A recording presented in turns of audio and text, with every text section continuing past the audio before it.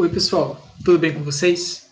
Bom, em virtude do feriado do Dia do Evangélico, hoje nosso encontro síncrono vai ser bastante parecido com o encontro assíncrono, mas eu vou gravar aqui uma aula para vocês com os conteúdos do dia de hoje e a gente vai debatendo ao longo da semana lá no fórum. Eu também vou liberar os conteúdos do AVA para todo mundo, então vocês podem ir preenchendo lá o mural e irem também fazendo a leitura dos textos da semana que vem, tá joia?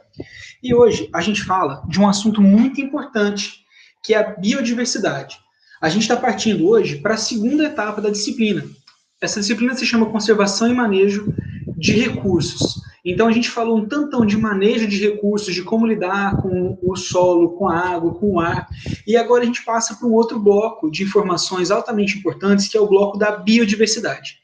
E hoje nós vamos falar de magnitude e mensuração, ou seja, o quanto nós temos de biodiversidade, que é a magnitude, e como nós podemos medir essa biodiversidade, que é a mensuração, tá bem? Então a gente fala de dois aspectos desse componente, que é a biodiversidade, que é quanta biodiversidade existe e como a gente mede a biodiversidade. Bom, a gente pode começar essa aula com uma perguntinha. Então eu vou lançar essa pergunta e deixar alguns segundinhos para vocês pensarem um pouco aí, tá? O que é diversidade, gente? Pensa aí.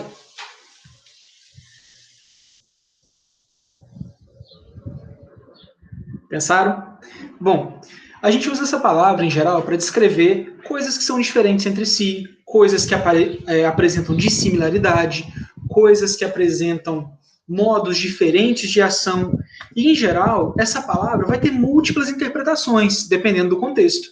Se a gente pensa no contexto das organizações humanas, por exemplo, a gente pode ter diversidade de gênero, diversidade de orientação sexual, diversidade de expressão de gênero, diversidade étnica, diversidade de profissões, diversidade de ocupações, diversidade de hobbies, um tanto de coisa, né?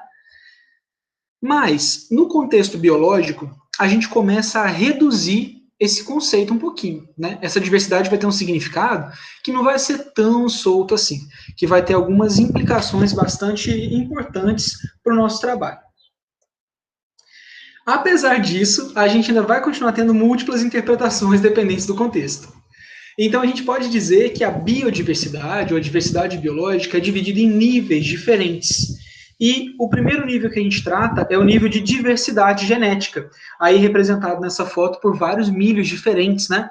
A gente está bastante acostumado a ver só aquele milho amarelo, mas ele é só um tipo de milho. A gente tem o famoso milho crioulo, que são das sementes que são passadas de geração em geração, que não foram sementes selecionadas pelas grandes indústrias, que podem ter diversas cores, diversos tamanhos, diversas combinações de cores, até na mesma espiga, como a gente consegue ver nessa foto, né? Então, o primeiro nível da diversidade biológica é o nível de diversidade genética, que é toda a variabilidade genética que os indivíduos de uma mesma espécie ou de uma mesma população apresentam.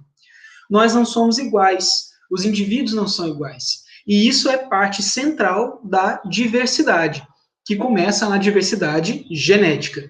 Então, quanto mais alelos diferentes eu tenho para o mesmo gene, quanto mais genes diferentes eu tenho no organismo, maior a diversidade genética daqueles organismos. Passando um pouquinho desse nível, a gente tem o nível de diversidade funcional. Não sei se vocês conhecem esses organismos aí, mas eles são os famosos rola-bosta. A foto explica bem, né, o nome. Eles são besouros coprófagos, ou seja, comem cocô, né? Encontrados em larga escala nos ambientes tropicais, e eles têm esse comportamento de utilizar as fezes de outros organismos, principalmente dos mamíferos, como fonte de alimento. Então, muitos deles vão fazer a bolinha de cocô e vão rolar para longe, alguns vão morar ali no cocô mesmo, outros vão enterrar o cocô logo abaixo do montinho. E o que isso tem a ver com diversidade funcional, gente? Funcional lembra função, né? Que é como as espécies vão expressar esses traços funcionais. Por exemplo, os besouros rola-bosta utilizam cocô, mas nem todos utilizam da mesma forma. Uns rolam o cocô para longe, outros enterram o cocô ali na terra, outros moram bem dentro do cocô, formas diferentes de utilizar o mesmo recurso, uma diversidade de usos. Trazendo para um lugar um pouquinho mais longe da bosta, a gente pode falar de herbívoros, por exemplo. Nós temos vários herbívoros diferentes, mas que vão consumir partes diferentes da mesma planta ou de plantas diferentes. Tudo isso é diversidade funcional. Além disso, tem aquela clássica que a gente já conhece, né, que é a diversidade de espécies. Essa diversidade é muito bem representada por essa árvore aí, né, do trabalho do Charles Darwin, foi um daqueles momentos de eureka da enunciação da teoria da evolução, quando ele desenha essa árvore filogenética e escreve I think, ou seja, eu acho que eu entendi como funciona. Então, a diversidade de espécies é uma das mais utilizadas no contexto da ecologia como sinônimo de biodiversidade, que vai dizer quantas espécies eu tenho numa determinada área. Então, vejam que dependendo do contexto que eu trabalho, se eu estou num contexto molecular, se eu estou num contexto funcional, se eu estou num contexto taxonômico, eu vou ter múltiplas interpretações para o significado de biodiversidade ou diversidade biológica, tá? Além disso, eu tenho um nível bem maior que a diversidade de ecossistemas. Então, vejam, aí a gente tem um mapa de Alagoas, né? E cada uma dessas cores diferentes está representando um ecossistema diferente nesse mapa que está incluído no plano de recursos hídricos do estado de Alagoas. Então, a gente olha, o amarelinho mais forte é caatinga arbórea, o verdinho mais escuro, floresta atlântica, né? Então, a gente vai ter biomas diferentes, que também vão significar uma diversidade diferente, afinal de contas, eles vão abrigar espécies diferentes, com funcionalidades diferentes e também pools genéticos diferentes, né? Mais um nível aí na estrutura da biodiversidade. E isso, gente, vai ter consequências sérias para o manejo e para a conservação de espécies. Quando a gente fala de conservar a biodiversidade, a gente tem que estar sabendo exatamente do que nós estamos considerando como biodiversidade. Porque dependendo do conceito que a gente tem, nós vamos ter ferramentas, nós vamos ter atitudes e estruturas de governo diferentes para poder conservar esses diferentes níveis. E eu quero que vocês pensem um pouquinho sobre isso. Qual é a consequência de diferentes conceitos de biodiversidade para o manejo e para a conservação de espécies? Então, pensa aí o que vocês acham rapidinho e daqui a pouco a gente vai começar a destrinchar isso. Vou dar aqueles 5 segundinhos para vocês.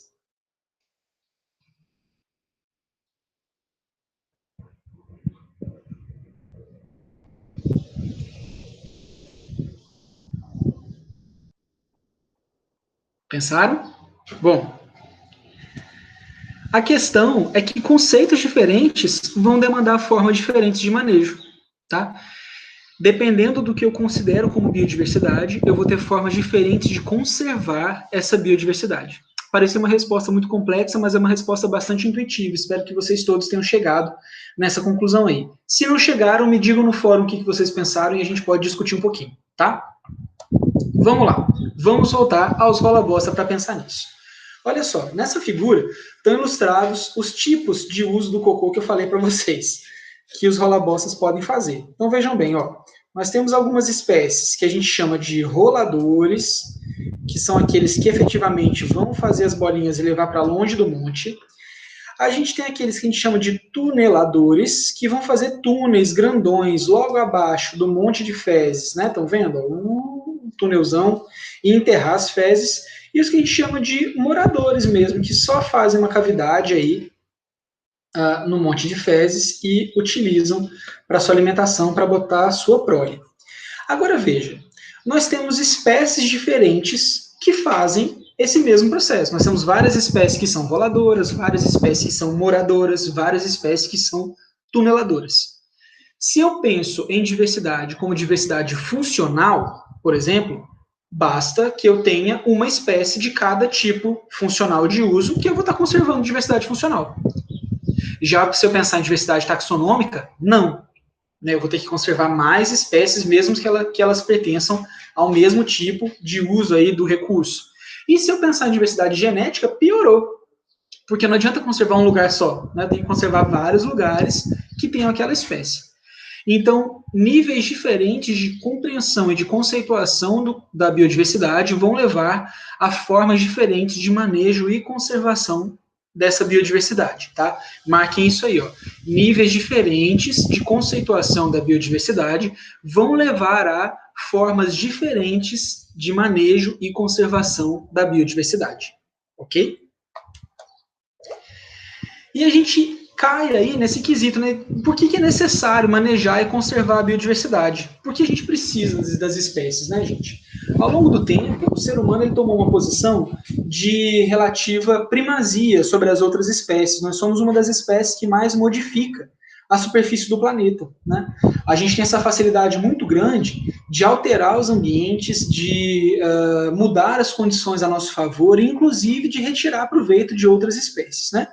E muitas vezes para a gente é difícil entender, mas por que eu tenho que conservar o pernilongo? Para que eu tenho que conservar o rato, a pulga, a barata? Porque nós temos um olhar extremamente antropomorfizado que vai observar o ambiente a partir das nossas próprias referências, né? A primeira coisa que a gente pode falar a respeito de manejo e conservação da biodiversidade é simplesmente uma questão ética. Todas as espécies e por que não dizer moral, né? Todas as espécies que estão vivas hoje passaram por processos evolutivos e são tão bem sucedidas quanto nós, porque a gente sabe, a partir da teoria da evolução, que só as espécies capazes de lidar com as alterações ambientais se mantiveram vivas. Isso inclui a gente, mas também inclui o milho, inclui o cachorro, inclui a capivara, inclui o rato, inclui a barata, inclui a pulga. Então, se essas espécies existem, elas têm um direito intrínseco de existência, né? A gente não precisaria de mais nenhuma outra justificativa para dizer por que a gente tem que manejar e conservar a biodiversidade. Porém, num contexto onde a gente tem a interação com grupos políticos, grupos econômicos, a gente precisa trazer isso para a nossa realidade. Então, conservando e manejando a biodiversidade, a gente mantém o que alguns autores chamam de serviços ecossistêmicos, mas que atualmente tem sido chamado de benefícios que a natureza causa às pessoas, ou presentes da natureza. Não de serviço, porque a natureza não é nossa empregada, né? A natureza não está a nosso serviço, mas ela nos presenteia com diversos processos que nós mesmos não seríamos capazes de fazer, ou nós teríamos que investir muito dinheiro para fazer, como, por exemplo, a purificação do ar, que se dá pela fotossíntese das plantas, né, à medida que elas absorvem gás carbônico e liberam oxigênio. Ou, por exemplo, a filtragem da água através do processo de transpiração das plantas, ou o controle de pragas através do serviço de predadores, ou a polinização das nossas culturas pelos polinizadores, tá? Então, a gente tem que manejar e conservar a biodiversidade porque nós vivemos em redes de interação. Nenhuma espécie está sozinha no mundo. E quando uma espécie sofre desequilíbrio, todas aquelas espécies com as quais ela é ligada sofrem desequilíbrios também. E isso pode agir de maneira muito desconfortável na nossa vivência, como nós já temos notado, né, no presente. Uma das principais preocupações atuais da biologia da conservação, por exemplo, é a grande crise dos polinizadores, devido ao alto uso de materiais que são danosos desses insetos, né, ou esses organismos. A gente tem perdido os presentes realmente que esses polinizadores nos trazem. Sobre isso, tem um livro que eu quero recomendar para vocês. Vou até pegar aqui, gente.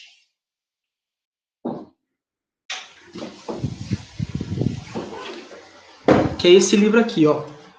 Primavera Silenciosa, da Rachel Carson, tá? A Carson é sensacional. Ela escreve esse livro lá por volta de 1960, 62, e ele vai tratar justamente disso, do impacto dos agrotóxicos, dos defensivos agrícolas chamados, né, mas que na verdade são venenos, nos nossos ecossistemas naturais. Então, leiam esse livro, é bastante interessante, tem e-book, é bastante baratinho, e se você der uma olhadinha na internet, você acha, tá? Mas voltando para o nosso assunto, a gente precisa manejar e conservar a biodiversidade porque o nosso bem-estar está ligado diretamente a esses processos, tá bem?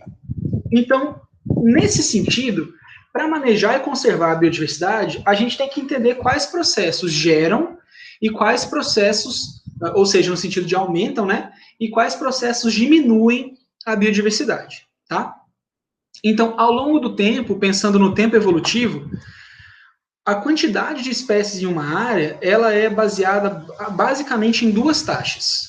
A taxa de especiação e a taxa de extinção. Então vamos lá, ó. Tudo que está em linha cheia aqui são taxas de especiação e tudo que está em linhas pontilhadas são taxas de extinção, tá bem?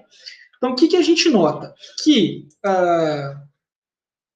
as taxas de especiação nos sistemas tropicais são mais altas que as taxas de especiação nos sistemas temperados. Então, o tropical está em linha cheia verde e a temperada está em linha cheia azul.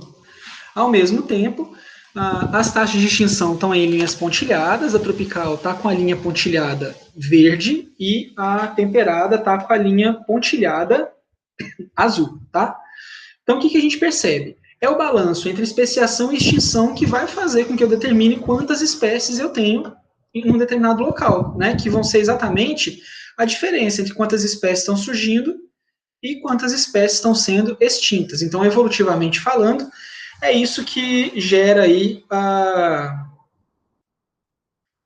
o número de espécies de uma determinada área, tá? Deu um bizil aqui, gente, eu vou só reconectar a gente na tela que eu estava antes para ficar mais fácil. Coisas da tecnologia. Vamos lá. Vou fechar aqui rapidinho. Vou passar isso aqui para lá de novo. Vocês verem, né? A gente tem que estar preparado para essas situações na hora de dar aulas online, que elas podem acontecer. E são mais frequentes do que a gente imagina, tá? Deixa eu ajeitar aqui mais uma vez. Foi mal aí.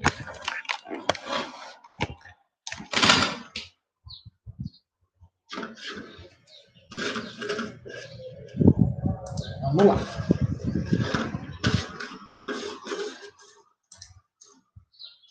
Então, só para reforçar, o que gera o número de espécies numa determinada área, num determinado tempo, é o balanço entre especiação e extinção. Beleza? Como que a gente surge com a problemática nesse sentido? Todas as espécies, gente, elas vão em algum momento se extinguir. Tá? Elas surgem, se extinguem, isso é um processo natural. As espécies não são invencíveis. O ser humano em algum momento vai se extinguir também. Mas o que a gente tem que observar, gente? Olha só. Aqui a gente tem, os gráficos são iguais, né? São bastante parecidos no sentido. A gente tem dois gráficos representando aí o aumento das taxas de extinção de diversos grupos, de mamíferos em azul, pássaros em roxo, vertebrados no geral em verde, considerando aí mamíferos, pássaros e anfíbios, e em amarelo, né, répteis, anfíbios e peixes. E olha essa linhazinha pontilhada aqui, ó. Essa linha pontilhada é a que a gente chama de taxa de extinção de fundo, ou seja, aquela taxa que é comum, a taxa com a qual as espécies vão desaparecendo ao longo do processo evolutivo mesmo. E olha como nós estamos, em geral, acima dessas taxas evolutivas, dessas taxas de extinção de fundo, né? Quer dizer o quê? Nós estamos perdendo espécies numa velocidade muito maior do que nós esperávamos pelo processo natural de extinção das espécies, tá? Então é isso que causa toda essa preocupação com a biodiversidade. Atualmente a gente perde biodiversidade em taxas alarmantes. Muitas pessoas afirmam, muitos cientistas, né, afirmam que nós estamos vivendo um processo de sexta extinção em massa. Nós já vivemos 5 grandes extinções em massa, né, causadas por diversas causas, e hoje muitos cientistas postulam que a gente vive a sexta extinção em massa, causada principalmente pela ação do ser humano, pelas modificações que a gente tem causado no planeta. Tá? Então, nesse sentido, o que a gente pode falar? Que a biologia da conservação é uma ciência da crise. A gente só desenvolve a biologia da conservação depois que a gente percebe o quanto nós estamos perdendo de espécies. Então, olha só, esse termo, o uso do termo biodiversidade, né, ele acontece num fórum em Washington, em 1986, e quem cunha esse termo é o Edward Wilson, que é um biólogo bastante famoso, né, ele era ornitólogo também, no livro de 1988, chamado Biodiversidade. Então, tem esse workshop nesse congresso em 86, e em 88 o Wilson publica. Eu vi que teve gente que já postou lá no mural que o primeiro a usar esse termo foi o Lovejoy. A grande diferença é que o Lovejoy cunha o termo diversidade biológica, no sentido que a gente entende. E quem faz a contração, faz uma palavrinha só, é o Wilson, tá? Em 88, chamando de biodiversidade. A gente acaba resumindo, né, a biodiversidade muitas vezes nesse contexto aí, ó. Biodiversidade é a quantidade de espécies que pode ser amostrada em um determinado local, num determinado tempo, tá? Porque a gente também não tem como saber a biodiversidade de um local ao longo de todo o tempo que aquele local existiu, por exemplo, é muito difícil fazer isso. Mas então, vamos imaginar que diversidade aí seja sinônimo de número de espécies, né, diversidade taxonômica, que a gente falou antes, e vamos conceituar a diversidade biológica como a quantidade de espécies que pode ser amostrada em um determinado local, num determinado tempo. O primeiro problema disso, gente, a gente precisa definir espécie. E isso vocês já devem saber mais do que eu, estão de cabelo branco aí, para saber o quanto é complexo definir espécie, né? Por isso que esses bichos estão tudo com essas caras mesmo, e em geral é a cara que eu faço quando alguém fala assim, mas professor, o que é espécie? Nossa, gente, depende do taxonomista. Eu sempre brinco, a espécie é o que o taxonomista fala que é. Porque a gente tem diversos conceitos de espécie. A gente tem o conceito biológico do Maíra, a gente tem espécie ecológica, a gente tem espécie reprodutiva, milhares de conceitos de espécie. Fica um deverzinho de casa aí, ó. Consultem pelo menos 3 conceitos de espécie diferentes na internet depois dessa aula e pensem como que esses conceitos alterariam nossa forma de enxergar e de conservar a biodiversidade, tá? Eu espero esses posts lá no mural de vocês, tá bom?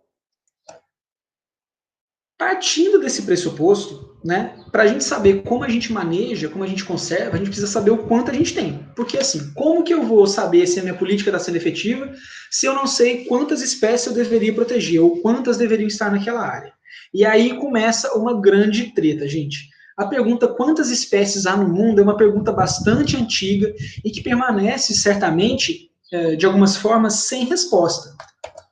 A primeira pessoa que começou a dar umas respondidas mais gerais nessa pergunta foi o Westwood, né, que ele era entomólogo, e ele, na verdade, fala especificamente de insetos, né, nesse artigo que ele escreve sobre o provável número de insetos na criação. Olha que interessante, ele ainda tem essa visão criacionista, né, juntamente com a descrição de alguns himenópteros, ele fala que existem cerca de 500 mil espécies de insetos no mundo. Foi uma das primeiras ideias aí de mensurar a biodiversidade mundial.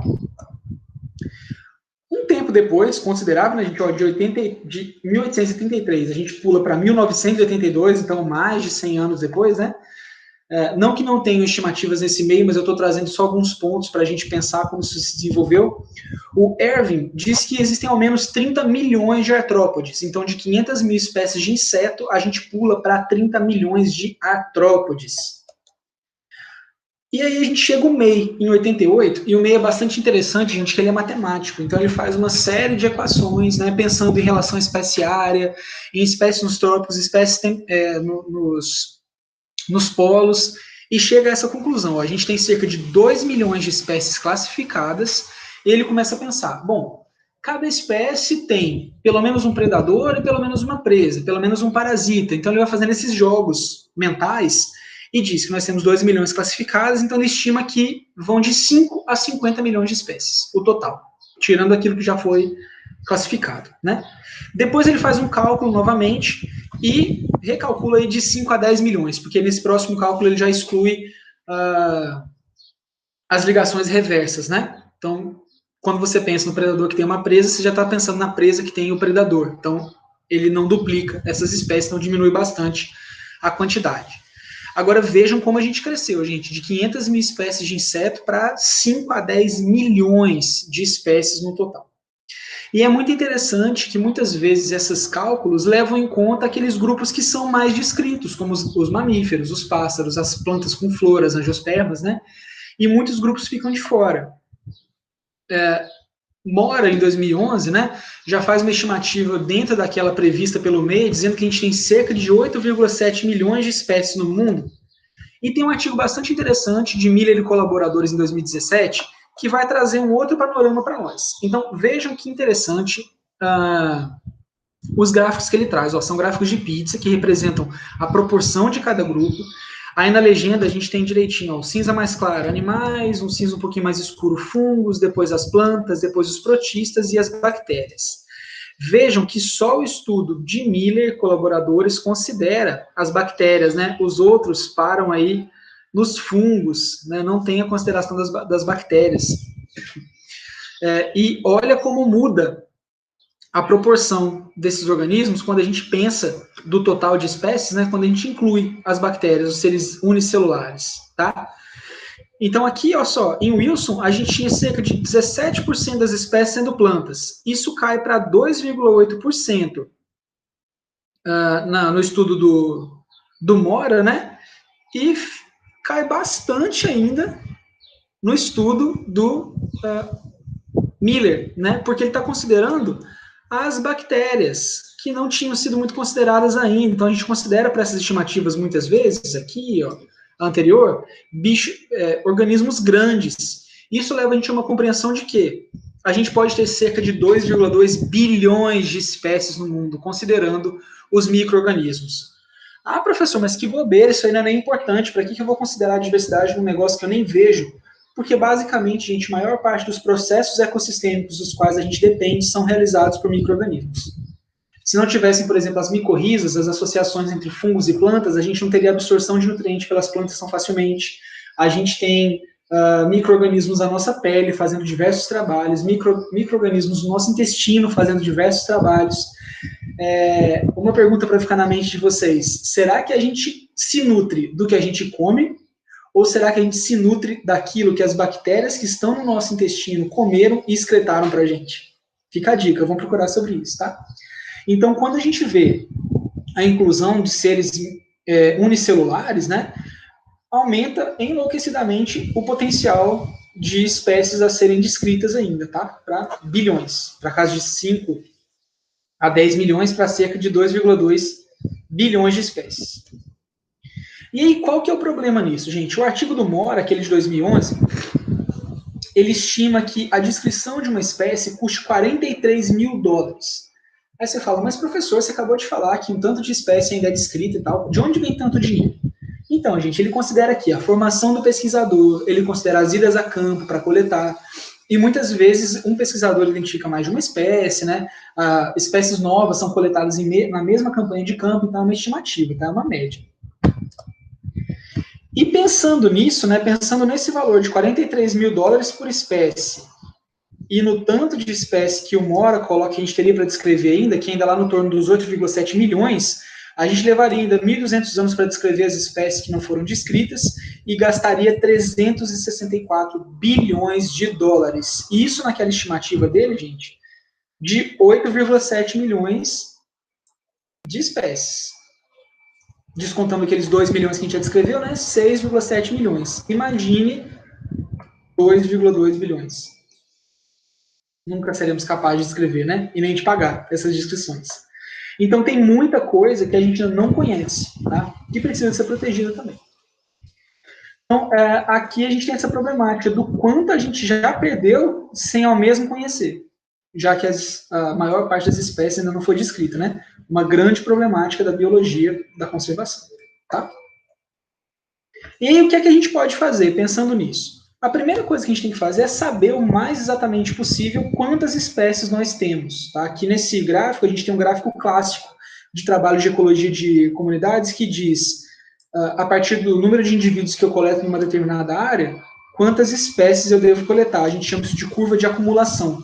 Ou seja, a partir dos indivíduos que eu vou acumulando, quantas espécies eu tenho naquela área. E quanto mais horizontal essa reta significa que mais estável é o meu número de espécies, ou seja, a partir de 30 indivíduos, de 40, de 50, eu vou ter sempre o mesmo número de espécies.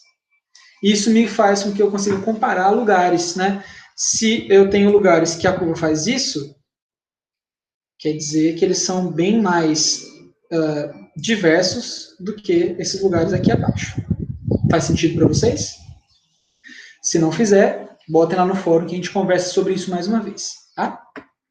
Então, para a gente saber quantas espécies a gente tem, a gente precisa medir a biodiversidade. E aí, como a gente conversou hoje, o número de espécies é uma das medidas mais comuns para dizer o quanto de biodiversidade tem numa área, tá? No tempo ecológico, porque a gente viu que determinava as espécies no tempo evolutivo, né, de especiação e extinção, e isso é diferente do tempo ecológico, o que vai determinar o número de espécies? O local, as condições regionais de paisagem, né, que a gente tem o delta do São Francisco, né, o delta não, o estuário do São Francisco, né, bastante conhecido por nós, as dunas maravilhosas. Então, o que a gente espera? Ambientes diferentes, duna, rio, cordão arenoso, vão ter espécies diferentes. Então, a gente tem regiões diferentes. E dentro de cada uma dessas regiões, a gente vai ter situações específicas, como hábitats diferentes, né, microclimas diferentes que também vão determinar. Então, a gente tem fatores de larga escala, como o clima, como o relevo, fatores de média escala, como as paisagens, e fatores de escala local, como as condições ambientais de cada ponto dentro do rio, tá? Então, esses níveis diferentes vão afetar as biodiversidades de maneiras diferentes. Em geral, a gente chama isso de diversidade alfa, beta e gama. Vamos voltar aqui, ó. A diversidade alfa é a diversidade que eu meço num ponto do espaço. Então, eu posso ter uma diversidade alfa aqui para os cordões rochosos, uma diversidade alfa para esse ponto aqui das dunas, uma diversidade alfa aqui para o rio. E se eu coletar outro ponto aqui nas dunas, outra diversidade alfa, outro ponto aqui no rio, outra diversidade alfa. E assim, professor, que coisa doida. Como assim outra diversidade? Como eu estou medindo isso? Em número de espécies. Cada um desses pontos vai ter um número de espécies específico. Quantas espécies tem? As diversidades alfa, beta e gama são medidos com a riqueza de espécies. Riqueza de espécies significa o número de espécies num dado local. Então, a diversidade alfa aqui dos cordões rochosos pode ser, vou chutar, tá, gente? 4. 4 espécies nesse ponto. Aqui na duna, 3. Aqui nessa outra ponto da duna, 2. Então, sempre vai ser um número, certo? Que é a riqueza de espécies. Quantas espécies estão naquele local. A diversidade beta vai ser a diferença entre as diversidades alfa. Porque nem sempre todos os lugares vão ter o mesmo número de espécies, né? E quanto maior a diversidade beta, significa que mais diferentes são os locais. E a diversidade gama vai ser a soma dos pontos de uma região. Então, eu posso fazer vários pontos aqui nas dunas e ver qual a diversidade gama eu tenho aqui. Agora, vejam que a diversidade beta e gama não vai ser só o número de espécies mais. É o seguinte, vamos supor que aqui eu tenho 3 espécies A, B e C. Aqui eu tenho só 2, espécies A e B. Então, eu não tenho 5 espécies, se eu for fazer a diversidade gama só desses 2 pontos. Na verdade, eu tenho 3, porque A e B se repetem aqui e aqui, tá? Além disso, a gente pode calcular também os famosos índices de diversidade, beleza? Que são medidas bastante utilizadas para descrever diferentes comunidades biológicas. Então, pensando nesses índices, várias métricas, ou seja, vários números foram pensados para determinar a diversidade, tá? Baseados em riqueza, ou seja, o número de espécies que a gente tem numa determinada área, tá? Aqui a gente está mostrando aí na Europa, na Califórnia e no Mediterrâneo, o número de espécies endêmicas, que só ocorrem nesses lugares, e número de espécies com ampla distribuição, e depois somando as duas, medindo apenas em números. Vejam que aqui não dá para a gente saber quem são as espécies. Esse é um dos problemas de medir com riqueza. Porque, por exemplo, eu posso falar, 89 é bem próximo de 94. Então, a Califórnia e a Europa têm a mesma diversidade. Agora, eu posso ter 94 espécies totalmente diferentes dessas 89. E aí eles seriam lugares totalmente diferentes, não teriam a mesma diversidade. Então, a gente leva em consideração, além do número de espécies, a abundância dos indivíduos, o número de indivíduos por espécie. Vou explicar uma coisa para vocês. Aqui a gente tem um gráfico que leva em consideração a abundância dos indivíduos, né? Aquele mesmo gráfico que eu mostrei para vocês no começo. Mas pensem comigo o seguinte. Vamos supor que numa área A,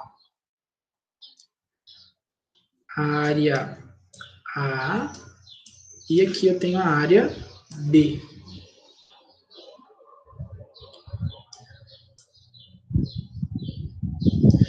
E eu tenho a espécie X na área A, tenho a espécie X na área B, vamos considerar que eles são do mesmo tamanho, tá, gente, que eu estou desenhando com o mouse, então já viu, já não sei desenhar com giz no quadro, imagine com o mouse no computador. E tem a espécie risquinho. Então, olha só, eu tenho as mesmas espécies nessas duas áreas. Se a gente fosse considerar só a riqueza, esses lugares têm diversidade igual, porque eu tenho 2 espécies aqui e 2 espécies aqui. Se a gente fosse considerar a composição, que é a identidade das espécies, ainda assim esses lugares seriam iguais, porque em ambos eu tenho a espécie X, e em ambos eu tenho a espécie tracinho, né? Agora, as abundâncias, o número de indivíduos por espécie é bem diferente. Na área A, eu tenho 7 risquinhos, na área B, 2, e na área A eu tenho 2 xizinhos contra 6 na área B. Então, a gente tem que levar em conta, para pensar em diversidade, tanto no número de espécies, quanto na composição, quanto na abundância de indivíduos por espécie, tá? E aí a gente vai incluir isso que a gente chama de equitatividade, que é como os indivíduos estão distribuídos entre as espécies que eu encontro, ou seja, como o número de indivíduos total de uma comunidade está distribuído nas diferentes espécies que eu encontro naquela comunidade. E aí surgem esses dois índices maravilhosos. Então, calma, não trava, respira fundo, é tranquilo de entender. Esse índice H é o famoso índice de Shannon. Vocês vão ver em vários artigos, vários textos, tá? E vocês podem usar aí para procurar também, ó, Shannon. Com 2 N's. Então, vocês podem ver índice de Shannon e também índice de Shannon-Weaver.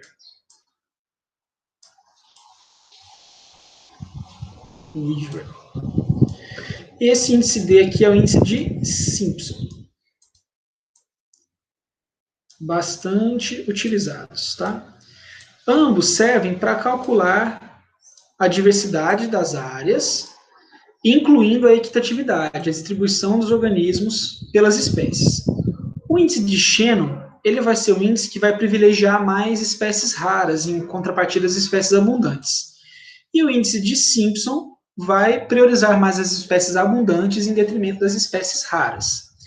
Vejam que os dois envolvem PI. O que é esse PI, gente? É uma métrica que a gente chama de abundância relativa. Vejam que o I, ele é uma medida que pode ir de 1 até K. Professor do céu, o que significa isso? Já quebrou minha cabeça, matemática não é com isso que eu trabalho. Vamos lá, dar um exemplo.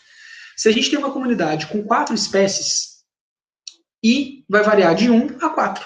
Então eu vou calcular a abundância relativa da espécie 1, P1, a abundância relativa da espécie 2, P2, a abundância relativa da espécie 3, P3, a abundância relativa da espécie 4, P4, até K espécies, ou seja, o total de espécies que eu tenho naquela comunidade, tá? Como que eu calculo a abundância relativa? Eu somo o total de indivíduos, todos que eu coletei, de todas as espécies. Então, vamos supor, nesse caso, dessa comunidade com 4 espécies, A, B, C e D. Vamos supor que A tem 10 indivíduos, B tem 40, C tem 30 e D tem 20. Eu tenho um total, então, de 100 indivíduos nessa comunidade. O PA vai ser o número de indivíduos de A dividido pelo total. Então, 0,1. O B, PB, 0,4, PC, 0,3 e PD, 0,2. Então, para esses dois índices, nós vamos calcular a abundância relativa. No caso do índice H, a gente tem que calcular o log de cada abundância relativa dessas ainda, então, e multiplicar pelo PI. Vejam que aqui tem um somatório, tá, gente? Vocês têm muita dificuldade de lidar com esse símbolo. O que significa? Que eu vou somar por espécie. Então, eu vou fazer PA vezes o log de PA, mais PB vezes o log de PB, mais PC vezes o log de PC, mais PD vezes o log de PD, e assim sucessivamente, tá? Então, eu faço essa continha aqui, ó. PI log de PI para todas as espécies que eu tiver e depois eu somo tudo, ok? Esse menos aqui é porque, em geral, esses valores ficam negativos, então a gente tem um valor positivo depois, tá? No D é a mesma coisa, o somatório eu vou calcular o PI de cada espécie primeiro, vou elevar ao quadrado e depois eu somar todos. Então é PA ao quadrado mais PB ao quadrado mais PC ao quadrado mais PB ao quadrado, tá? Só que esses índices têm alguns problemas. Então vamos lá. A primeira coisa é que os índices levam em conta que a distribuição das espécies é uniforme no espaço, porque eles vieram de outras áreas do conhecimento, que não a ecologia em si. O índice de Shannon, por exemplo, veio da teoria da informação. Ele era usado para tentar medir quanta informação eu tinha numa peça publicitária. Como as coisas tendem a se distribuir de maneira mais uniforme nesse sentido, o índice leva em conta que é isso. Toda a informação que eu tenho está distribuindo uniformemente. Agora, a gente sabe que as espécies não são assim, né? Se eu acho uma área de rio, encontro de rio com mar, eu vou ter manguezal lá. Só no rio eu não vou. Então, as espécies não são uniformemente distribuídas. Eles assumem que essa comunidade ou assembleia de espécies que a gente mediu é infinitamente grande e teve todas as espécies amostradas, que é claro que nunca acontece. A gente nunca consegue amostrar todas as espécies de uma área, tá? Além disso, eles precisam de um parâmetro de comparação. De nada adianta eu pegar uma área e falar, eu calculei o índice de Shannon para essa área. Porque o que ele significa? Não sei. Eu preciso ter uma área que eu considero mais degradada ou menos degradada para comparar. Falar, a área que dá para a Marituba teve um índice de Shannon de 2,46, que é maior que o índice de Shannon para determinado grupo de espécies, né, da prainha. Vamos pensar nas plantas aquáticas. Eu mostrei as plantas aquáticas lá no Pantanal, na APA da Marituba, encontrei um índice de Shannon 2,46, que foi maior que o índice de Shannon das macrófitas apresentadas na prainha. Tá? Então, sempre precisa de um parâmetro de comparação. O problema é que, na maior parte das vezes, a gente não tem referência para esses ecossistemas, que está tudo tão degradado já, né, que a gente não tem referência para comparar. E, além disso, eles são diferentes, sensíveis a diferentes atributos da comunidade, ou assembleia. Como assim? Como eles trabalham com operadores matemáticos diferentes, né? Lembra que o índice de Shannon vai trabalhar aí com o logaritmo e o índice de Simpson com uma potência, eles vão ser sensíveis a diferentes atributos. Como assim? Aqui eu fiz uma tabelinha, gente, considerando uma amostragem qualquer, tá? Na primeira coluna tem espécies. Ao invés de 1, 2, 3, 4, podia ser A, B, C, D, como podia ser o nome da espécie mesmo. Então, eu tenho 10 espécies. Aqui eu tenho o N, que é o número de indivíduos, e para cada um eu calculei o PI, estão vendo? Aqui nesse caso, esse valor de PI corresponde a 3 dividido por 10.632. Façam na calculadora de vocês, vocês vão ver que vai dar esse valor. Calculei o log dele, calculei o PI ao quadrado dele, e para facilitar, já calculei também o PI, o log de PI, tá? Para a gente somar. Então vejam que eu tenho um valor bem diferente quando eu olho o log de PI para quando eu olho o PI ao quadrado. Normal, né? Dado que em um eu estou usando um logaritmo e no outro uma potência. Então o que isso vai acontecer, gente? Na verdade, olha só. Aqui eu tenho a distribuição do número de indivíduos do N por espécie. Tá? Olha o formato dessa curva. Quando eu faço o PI, que é a proporção, o formato fica bem parecido, né? Eu vou subindo, aqui eu tenho uma curvinha e beleza. Quando eu aplico o PI ao quadrado, olha que interessante, eu acentuo a diferença entre a espécie 10, que tem mais indivíduos, né, e das outras espécies. Olha como muda a distância da espécie 10 para a espécie 9, entre esses dois gráficos. E quando eu uso o logaritmo, olha que diferença. Eu, basicamente, quase que inverto, né, o gráfico. Um gráfico que é assim, fica assim agora. Por quê, gente? Porque o logaritmo, ele é uma operação que existe para pegar um número que é muito grande e transformar num número menor. E o efeito dele é mais forte quanto maior é o número que ele está sendo aplicado. Então, por exemplo, quando eu pego o logaritmo na base 10, que é o que a gente mais usa, e faço o logaritmo de 100 na base 10, ele é 2. O logaritmo de 10 na base 10 é 1. Olha a diferença de 100 para 10 e olha a diferença de 2 para 1. Então, é isso que o logaritmo faz. Ele achata as diferenças entre espécies que têm maior abundância na comunidade e espécies que têm menor abundância. Por isso que o índice de Shannon vai dar preferência para espécies raras e o índice de Simpson vai dar preferência para espécies dominantes, porque é exatamente isso que eles fazem. Eles exacerbam essa característica. Aqui no índice de Simpson, espécies dominantes se tornam mais importantes para o índice. E aqui, no índice de Shannon, as espécies raras começam a ter alguma chance de se falar, tá? De estarem presentes efetivamente na composição do índice. Então, gente, o conteúdo geral de hoje era esse, tá? Eu espero que vocês assistam a aula, se precisarem, assistam mais uma vez e façam perguntas no fórum, que eu vou estar lá para tirar essas dúvidas de vocês, tá? Eu espero que vocês estudem aí e já comecem a fazer as leituras da semana que vem, quando a gente se encontra para falar de ameaças à biodiversidade, tá bom? Quaisquer dúvidas, podem mandar lá no fórum, é mais legal porque eu consigo responder a todos, ou então me mandem um e-mail aí naquele que vocês já estão acostumados, ou por mensagem no ar, tá bem? Uma boa semana a todos, a gente se encontra segunda que vem. Um abraço, tchau!